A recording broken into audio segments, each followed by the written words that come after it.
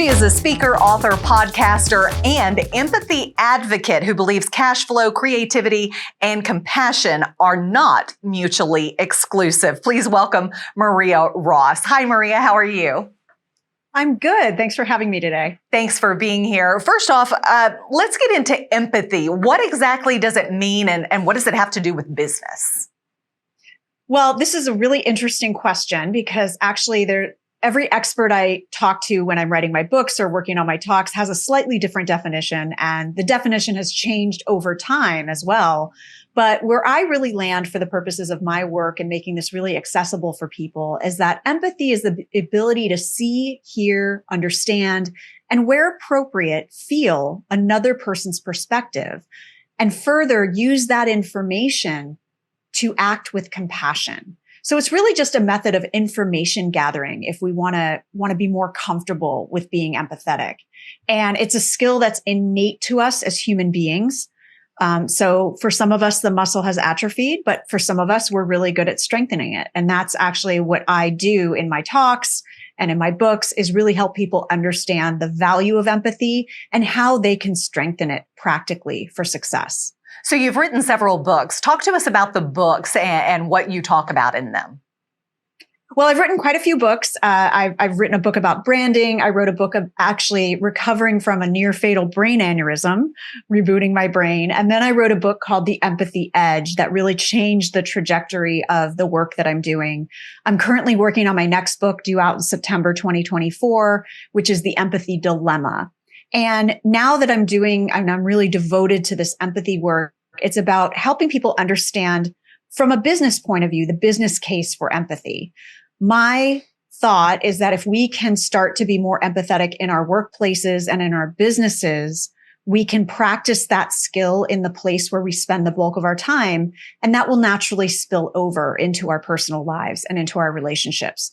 So I decided to start from this really pragmatic angle once I realized all the data and research that were out there about how empathy helps businesses and helps organizations and helps leaders thrive. There are so many businesses these days that just kind of skip over empathy, think, oh, we don't need that in our business. Why is it so very important? Well, this is the thing. Everyone thinks of empathy as a soft skill, but really there is data and research proving that empathetic leaders have more loyalty. They have higher performing teams. Empathetic cultures breed more innovation. They boost engagement. They boost retention. And empathetic brands have higher customer loyalty, higher customer revenue, higher stock prices in some cases. So this is really something that businesses need to be paying attention to as what's been deemed the number one success trait for the 21st century, because our problems are really complex.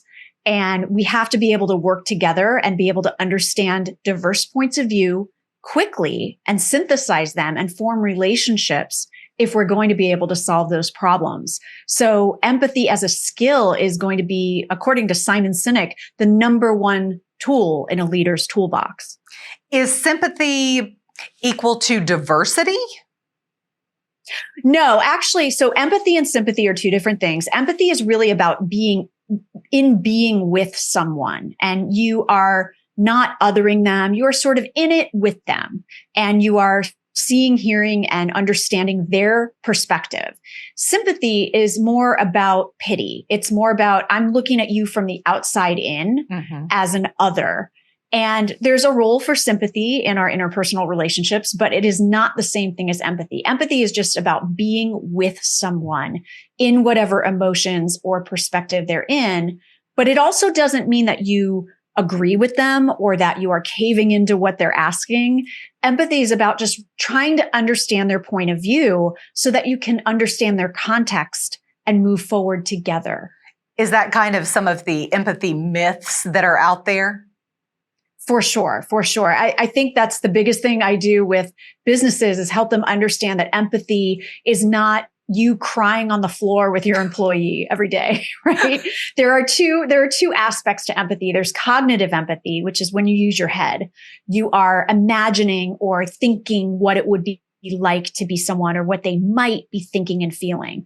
Then affective empathy or emotional empathy is when you're actually you're connecting with the feelings of the other person. So maybe you can imagine what they're going through, or you have no experience going through what they've gone through, but you can connect with those emotions. Maybe those emotions are fear or uncertainty or doubt or joy. In some cases, we can be empathetic with people who are feeling joy as well. So, when you marry those two together, you gather a lot of information about the context of what someone's going through. And you can think about if you're in a conflict with someone, or if you're in a difficult, what I call a crunchy conversation with someone, you, again, don't have to agree with them. You don't have to cave into what they're asking or doing, but you can have a better appreciation for, oh, okay, I see why you think the way you do, or I see why you're having this reaction. And then I can take an action based on that. My action could be to give you space. My action could be to just sit and listen. My action could be to give you a resource or some advice.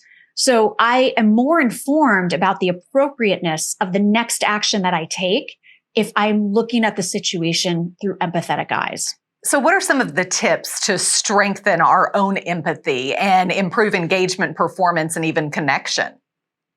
Yeah, I love this because I always equate this to going to the gym, right? Again, I said empathy is an innate muscle we have in all of us. It's just for some of us, it's atrophied, whether it's because of upbringing or because of work environment or a whole host of issues. So to say I'm just not good at empathy is not really an excuse, barring very outlying psychological disorders. So what you need to do is you got a little muffin top, right? You got to go back to the gym and you got to do some reps. You've got to take those practice steps. So some of those tips are things like, first and foremost, practicing presence. Because if you don't have your own house in order, if your monkey mind is going, you have no space to get someone else's point of view, to understand someone else's perspective or opinion without defensiveness and fear. So you have to ground yourself. It's really an inner job at first so that you are standing firmly and you can be able to accept a different point of view, be there for someone else, try to understand their emotions or their perspective if you have already taken care of yourself, right? So practicing presence could be any number of mindfulness activities, whatever works for you. It could be yoga or meditation, but it could be, for some of my audiences, it's knitting. For some, it's prayer. For some, it's taking a walk. For some, it's sitting at their computer or sitting and not at their computer with a cup of coffee and just enjoying the silence for 5 or 10 minutes. So that's a huge one, is being able to practice presence and build something into your routine that grounds you before you go into those high stakes or high conflict situations. The second thing is to really be curious and actively listen. So curiosity is the number one trait of empathic people. And I love this because it makes so much sense, right? If I'm curious and I'm asking you questions about your opinion, about your perspective, about how you see the world, I don't have to guess what your context is. You're telling me. And so curiosity is a way to really temper your inclination to just jump in and say why someone's wrong and you're right. You really want to understand where that person is coming from. And there's 3 magic words that everyone can use in a conflict, in a conversation, in a difficult moment, which is tell me more. Tell me more before I fight with you about your opinion or whatever I'm going to do, or I'm going to start offering advice. Let me make sure I understand where you're coming from. So tell me more. Tell me more about that. Say more. And then keep asking that a few times until you really understand the picture.